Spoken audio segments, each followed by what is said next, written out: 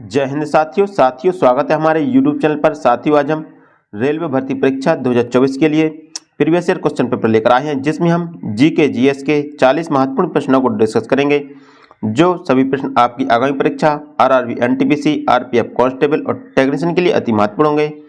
चलिए तो हम स्टार्ट करते हैं। हमारा पहला क्वेश्चन है, भारतीय नागरिकों का मूलभूत अधिकारों का गारंटर कौन है। इसमें पूछा गया कि भारतीय नागरिकों का मूलभूत अधिकारों का गारंटर कौन है। इसका ऑप्शन है केंद्रीय अन्वेषण ब्यूरो, उच्चतम न्यायालय, गृह मंत्रालय या नियंत्रक और महालेखाकार। इसका राइट आंसर होगा उच्चतम न्यायालय। भारतीय नागरिकों का मूलभूत अधिकारों का गारंटर उच्चतम न्यायालय है। इसका राइट आंसर ऑप्शन बी होगा। हमारा अगला क्वेश्चन है, डीजी साला चैनल का निर्माण कब हुआ। इससे पूछा गया कि जो डीजी साला चैनल है उसका निर्माण कब हुआ। इसका ऑप्शन है 2013 ईस्वी, 2015, 2014 या 2016। तो इसका राइट आंसर होगा वर्ष 2016। वर्ष 2016 में डीजी साला चैनल का निर्माण किया गया था। तो इसका राइट आंसर ऑप्शन डी होगा। हमारा अगला क्वेश्चन है, न्याय दर्शन। साथियों यहाँ पर न्याय होगा। न्याय दर्शन का मुख्य पाठ न्याय सूत्र किसके द्वारा लिखा गया। इससे पूछा गया कि न्याय दर्शन का मुख्य पाठ न्याय सूत्र किसके द्वारा लिखा गया। इसका ऑप्शन है अक्षपाद गौतम, चाणक्य, कालिदास या रवि कीर्ति। तो इसका राइट आंसर होगा अक्षपाद गौतम। न्याय दर्शन का मुख्य सूत्र जो न्याय सूत्र है वह अक्षपाद गौतम के द्वारा लिखा गया था। तो इसका राइट आंसर ऑप्शन ए होगा। हमारा अगला क्वेश्चन है, निम्न में से किस ग्रह के गिर्द वलय नहीं होते। इसमें पूछा गया कि किस ग्रह के चारों ओर वलय नहीं होते हैं। इसका ऑप्शन है बृहस्पति, शनि, वरुण या मंगल। तो इसका राइट आंसर होगा मंगल। मंगल ग्रह के चारों ओर वलय नहीं पाए जाते हैं। तो इसका राइट आंसर ऑप्शन डी होगा। हमारा अगला क्वेश्चन है, काई और शैवाल वनस्पति का एक भाग है। इससे पूछा गया है कि काई और शैवाल वनस्पति के एक भाग हैं, तो किस वनस्पति के भाग हैं। इसका ऑप्शन है सदाबहार, टुंड्रा, पर्णपाती या गरान। तो इसका राइट आंसर होगा टुंड्रा वनस्पति के एक भाग हैं। काई और शैवाल है वो टुंड्रा वनस्पति के भाग हैं। तो इसका राइट आंसर ऑप्शन बी होगा। हमारा अगला क्वेश्चन है, भारत सरकार द्वारा राष्ट्रीय डिजाइन नीति कब घोषित की गई। इससे पूछा गया कि भारत सरकार द्वारा राष्ट्रीय डिजाइन नीति कब घोषित की गई। इसका ऑप्शन है वर्ष 2011, वर्ष 2010, 2007 या 2008। तो इसका राइट आंसर होगा 2007। भारत सरकार द्वारा राष्ट्रीय डिजाइन नीति वर्ष 2007 में घोषित की गई थी। तो इसका राइट आंसर ऑप्शन सी होगा।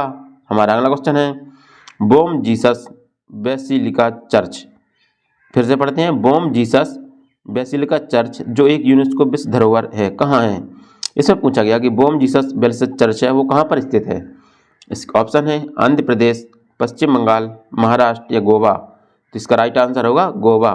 बोम जीसस बेसिलिका चर्च है वो गोवा में स्थित है। वह क्या है, ये विश्व धरोहर सूची में शामिल है। तो इसका राइट आंसर ऑप्शन डी होगा गोवा।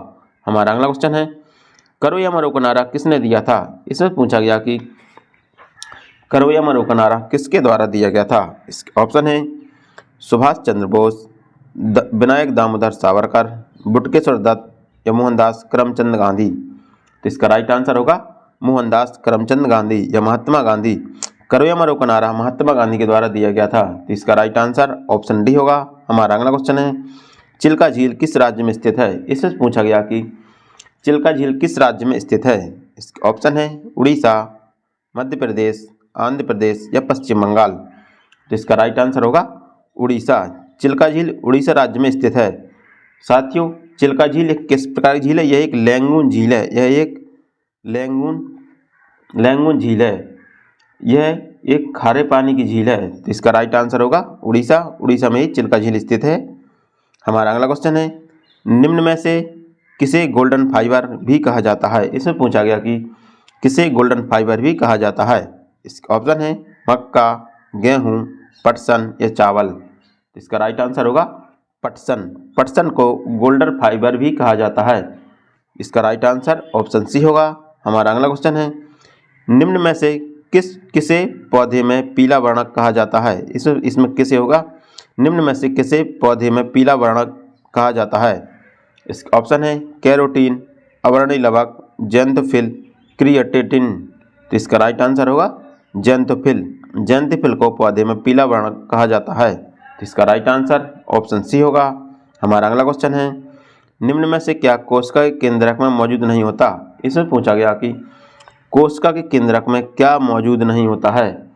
इसका ऑप्शन है न्यूक्लियोली, क्रोमेटिन फाइबर, सेंट्रोसम, न्यूक्लियोप्लाज्मा। तो इसका राइट आंसर होगा सेंट्रोसम। सेंट्रोसम है जो कोशिका के केंद्रक में मौजूद नहीं होता है। तो इसका राइट आंसर ऑप्शन सी होगा।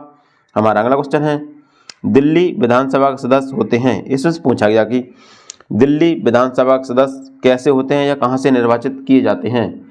इसके ऑप्शन है सीधे लोगों द्वारा निर्वाचित किए जाते हैं, उपराज्यपाल द्वारा नाम दर्ज किए जाते हैं, अप्रत्यक्ष रूप से संसद के सदस्यों द्वारा चुने जाते हैं, राष्ट्रपति द्वारा नाम दर्ज किए जाते हैं।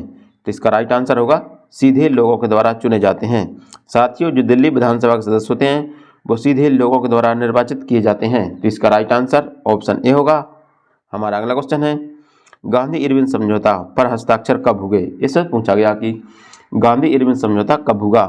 इसका ऑप्शन है 1942, 1942, 1931, 1905 या 1916। तो इसका राइट आंसर होगा 1931 ईस्वी को। गांधी इरविन समझौता 1931 ईस्वी को हुआ था। इसका राइट आंसर ऑप्शन बी होगा। हमारा अगला क्वेश्चन है, प्रथम राष्ट्रीय शीतकालीन खेल कब आयोजित किए गए थे? इससे पूछा गया कि प्रथम राष्ट्रीय शीतकालीन खेल कब आयोजित किए गए थे? इसका ऑप्शन है 2002 में, 1948 में, 1994 में, 1996 में। तो इसका राइट आंसर होगा 1996 ईस्वी में। प्रथम राष्ट्रीय शीतकालीन खेल है जो 1996 ईस्वी में आयोजित किए गए थे। तो इसका राइट आंसर ऑप्शन डी होगा। हमारा अगला क्वेश्चन है, लोकसभा में अनुसूचित जाति और जनजाति के लिए सीटों का आरक्षण किस आधार पर होता है? इसमें पूछा गया कि लोकसभा में अनुसूचित जाति और जनजाति के लिए सीटों का आरक्षण किस आधार पर किया जाता है? इसका ऑप्शन है जीवन स्तर के आधार पर, जनसंख्या अनुपात में, राज्य की अर्थव्यवस्था पर, साक्षरता दर पर। तो इसका राइट आंसर होगा जनसंख्या के अनुपात में। लोकसभा में अनुसूचित जाति और जनजाति के सीटों का आरक्षण है जो जनसंख्या के अनुपात में किया जाता है। तो इसका राइट आंसर ऑप्शन बी होगा। हमारा अगला क्वेश्चन है, चंद्रप्रभा वन्यजीव अभ्यारण्य कहाँ स्थित है? इसमें पूछा गया कि चंद्रप्रभा वन्यजीव अभ्यारण्य कहाँ पर स्थित है? इसका ऑप्शन है आंध्र प्रदेश, उत्तर प्रदेश, मध्य प्रदेश या अरुणाचल प्रदेश। तो इसका राइट आंसर होगा उत्तर प्रदेश। चंद्रप्रभा वन्यजीव अभ्यारण्य उत्तर प्रदेश में स्थित है और इसकी स्थापना 1957 ईस्वी में की गई थी। कब की गई थी? 1957 ईस्वी में इसकी स्थापना की गई थी। तो इसका राइट आंसर होगा उत्तर प्रदेश। हमारा अगला क्वेश्चन है, भारत की राष्ट्रीय विनिर्माण नीति कब अधिसूचित हुई? इसमें पूछा गया कि भारत की राष्ट्रीय विनिर्माण नीति कब अधिसूचित हुई थी? इसका ऑप्शन है वर्ष 2011, वर्ष 2014, वर्ष 2013 या वर्ष 2016। इसका राइट आंसर होगा वर्ष 2011। भारत की राष्ट्रीय विनिर्माण नीति वर्ष 2011 को अधिसूचित की गई थी। तो इसका राइट आंसर ऑप्शन ए होगा। हमारा अगला क्वेश्चन है, स्वतंत्र भारत 1947 के प्रथम कैबिनेट के स्वास्थ्य मंत्री कौन थे? इसमें पूछा गया कि स्वतंत्र भारत के प्रथम स्वास्थ्य मंत्री या कैबिनेट में स्वास्थ्य मंत्री कौन थे? इसके ऑप्शन है Rafi Ahmad Kidwai, Sardar Vallabh Bhai Patel, doctor B R Ambedkar, Rajkumari Amrita Kaur. तो इसका राइट आंसर होगा राजकुमारी अमृता कौर। स्वतंत्र भारत के प्रथम स्वास्थ्य मंत्री या कैबिनेट में स्वास्थ्य मंत्री राजकुमारी अमृता कौर थे। तो इसका राइट आंसर ऑप्शन डी होगा। हमारा अगला क्वेश्चन है, गोल्फ खेलने के लिए निम्न में से कौन से उपकरण की आवश्यकता होती है? इससे पूछा गया कि गोल्फ खेलने के लिए निम्न में से कौन से उपकरण की आवश्यकता होती है?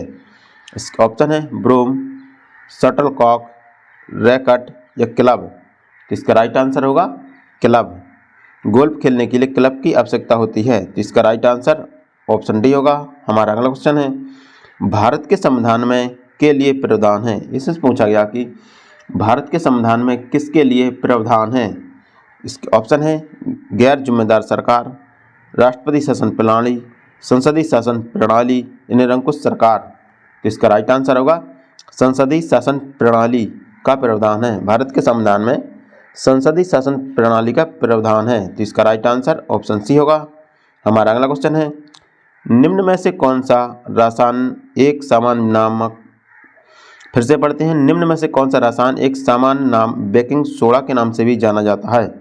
इसमें से पूछा गया कि कौन से रसायन को बेकिंग सोडा के नाम से भी जाना जाता है। इसका ऑप्शन है nitrogen, sulphur, calcium sulphate, sodium bicarbonate. तो इसका राइट आंसर होगा सोडियम बाइकार्बोनेट को बेकिंग सोडा के नाम से भी जाना जाता है। इसका राइट आंसर ऑप्शन डी होगा। हमारा अगला क्वेश्चन है किस प्रदेश में मोपला विद्रोह हुआ। इसमें से पूछा गया कि किस प्रदेश में मोपला विद्रोह हुआ था। इसके ऑप्शन है बुंदेलखंड, रोहिलखंड, बंगाल या मालाबार। इसका राइट आंसर होगा मालाबार। मालाबार में मोपला विद्रोह हुआ था और यह कहाँ पर है, यह केरल राज्य में स्थित है। मालाबार है वो केरल राज्य में स्थित है और यह 1921 ईस्वी में मोपला विद्रोह हुआ था। कब हुआ था, 1921 ईस्वी में मोपला विद्रोह हुआ था। हमारा अगला क्वेश्चन है पृथ्वी का अर्धव्यास क्या है। इससे पूछा गया कि पृथ्वी का अर्धव्यास क्या है। इसका ऑप्शन है 5671 किलोमीटर, 7631 किलोमीटर, 5000 किलोमीटर या 6371 किलोमीटर। तो इसका राइट आंसर होगा 6371 किलोमीटर। पृथ्वी का अर्धव्यास 6371 किलोमीटर है। तो इसका राइट आंसर ऑप्शन डी होगा। हमारा अगला क्वेश्चन है भारत में कौन सा मंत्रालय MCA 21 नामक ई गवर्नेंस प्रोजेक्ट संचालित करता है। इसमें पूछा गया कि भारत में कौन सा मंत्रालय MCA 21 नामक ई गवर्नेंस प्रोजेक्ट संचालित करता है। इसका ऑप्शन है उद्योग मंत्रालय, वित्त मंत्रालय, वाणिज्य मंत्रालय या कॉरपोरेट कार्य मंत्रालय। तो इसका राइट आंसर होगा कॉरपोरेट कार्य मंत्रालय। भारत सरकार का कॉरपोरेट कार्य मंत्रालय है जो MCA 21 नामक एक ई गवर्नेंस प्रोजेक्ट संचालित करता है। तो इसका राइट आंसर ऑप्शन डी होगा। हमारा अगला क्वेश्चन है सिक्कों पर अंकित वह कौन सा भारतीय राजा था जो वीणा वाद्ययंत्र बजा रहा है। इससे पूछा गया कि सिक्कों पर अंकित वह कौन सा भारतीय राजा था जो सिक्कों पर वीणा वाद्ययंत्र बजा रहा है। इसका ऑप्शन है शाहजहां, समुद्रगुप्त, अशोक, सिंह विष्णु। तो इसका राइट आंसर होगा समुद्रगुप्त। समुद्रगुप्त के सिक्कों पर वह वीणा बजाते हुए दर्शाया गया है। तो इसका राइट आंसर ऑप्शन बी होगा। हमारा अगला क्वेश्चन है निम्न में से कौन सी गंगा की सहायक नदी प्रायद्वीप पर्वतीय क्षेत्र से प्रारंभ होती है। इसमें पूछा गया कि निम्न में से कौन सी गंगा की सहायक नदी है जो प्रायद्वीप पर्वतीय क्षेत्र से प्रारंभ होती है। इसका ऑप्शन है गंडक, यमुना, बेतवा या कोसी। तो इसका राइट आंसर होगा बेतवा। बेतवा नदी है जो पर्वतीय क्षेत्र से प्रारंभ होती है। तो इसका राइट आंसर ऑप्शन सी होगा। हमारा अगला क्वेश्चन है निम्न में से कौन सा कौशल बेसबॉल से संबंधित है। इसमें पूछा गया कि कौन सा कौशल है जो बेसबॉल से संबंधित है। इसका ऑप्शन है कायाकिंग, विकेट कीपिंग, स्टंपिंग या पिंचिंग। तो इसका राइट आंसर होगा पिंचिंग। पिंचिंग है जो बेसबॉल से संबंधित है। तो इसका राइट आंसर ऑप्शन डी होगा। हमारा अगला क्वेश्चन है निम्न में से कौन उच्चतम न्यायालय के न्यायाधीश को भारत के मुख्य न्यायाधीश के रूप में नियुक्त कर सकता है। इसमें पूछा गया कि कौन उच्चतम न्यायालय के न्यायाधीश को भारत के मुख्य न्यायाधीश के रूप में नियुक्त कर सकता है। इसका ऑप्शन है राष्ट्रपति, उपराष्ट्रपति, लोकसभा अध्यक्ष या प्रधानमंत्री। तो इसका राइट आंसर होगा राष्ट्रपति। राष्ट्रपति है जो उच्चतम न्यायालय के न्यायाधीश को भारत के मुख्य न्यायाधीश के रूप में नियुक्त कर सकता है। तो इसका राइट आंसर ऑप्शन ए होगा। हमारा अगला क्वेश्चन है the philosophy of the bomb पुस्तक किसने लिखी। इसमें पूछा गया कि the philosophy of the bomb पुस्तक किसके द्वारा लिखी गई।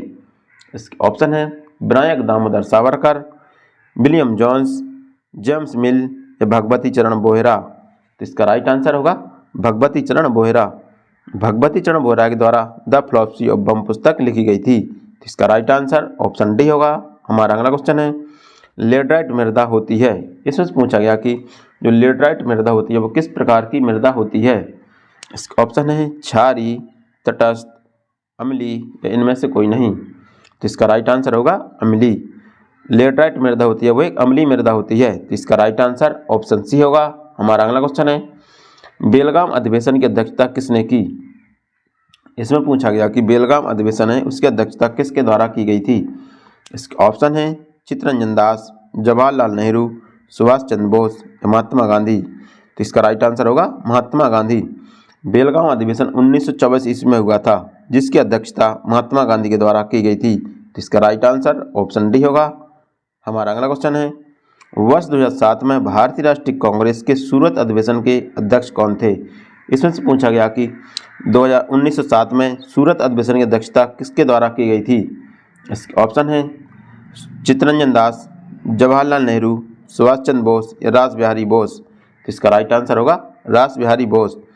1907 के भारतीय राष्ट्रीय कांग्रेस के सूरत अधिवेशन की अध्यक्षता रास बिहारी बोस के द्वारा की गई थी। तो इसका राइट आंसर ऑप्शन डी होगा। हमारा अगला क्वेश्चन है, किस क्षेत्र में सरस्वती सम्मान पुरस्कार प्रदान किया जाता है? इसमें पूछा गया कि सरस्वती सम्मान पुरस्कार किस क्षेत्र में प्रदान किया जाता है? इसके ऑप्शन है फिल्म क्षेत्र, चित्रकला के क्षेत्र, संगीत क्षेत्र या साहित्य क्षेत्र। तो इसका राइट आंसर होगा साहित्य के क्षेत्र में। साहित्य के क्षेत्र में सरस्वती सम्मान पुरस्कार प्रदान किया जाता है। तो इसका राइट आंसर ऑप्शन डी होगा।